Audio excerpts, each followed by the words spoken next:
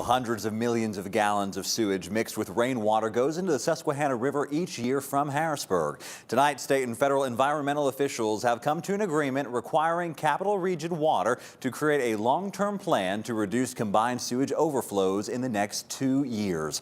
We talked with environmental advocates about why this new agreement is so important for the area.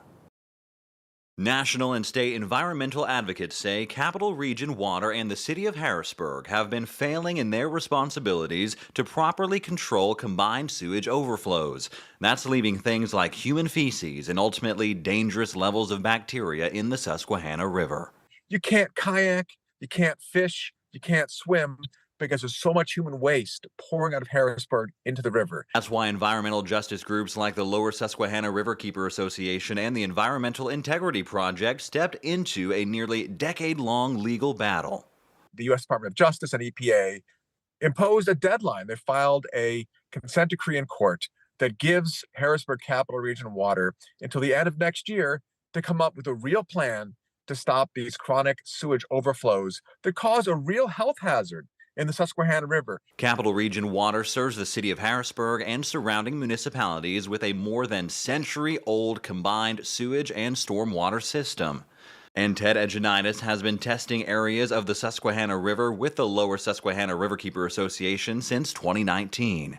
Many times while sampling, my volunteers and we come across dead fish, dead macroinvertebrates. During and after rainstorms, you can see solid feces, toilet paper, wipes, and other pollutants that are just being flushed downriver from these combined sewer overflows.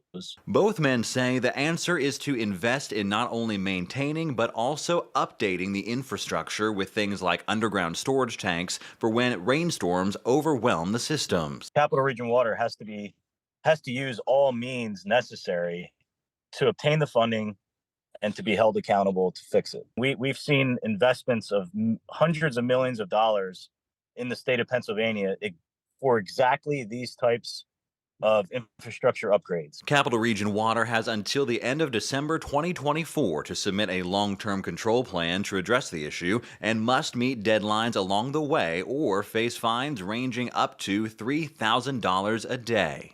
Capital Region Water has released a statement on the matter saying, quote, Capital Region Water has not wavered from its commitment to clean water in and around Harrisburg. We encourage public comment now and will continue to provide various opportunities for the public to provide input on a larger plan to control combined sewer overflow events, which are a symptom of our dated aging infrastructure, end quote.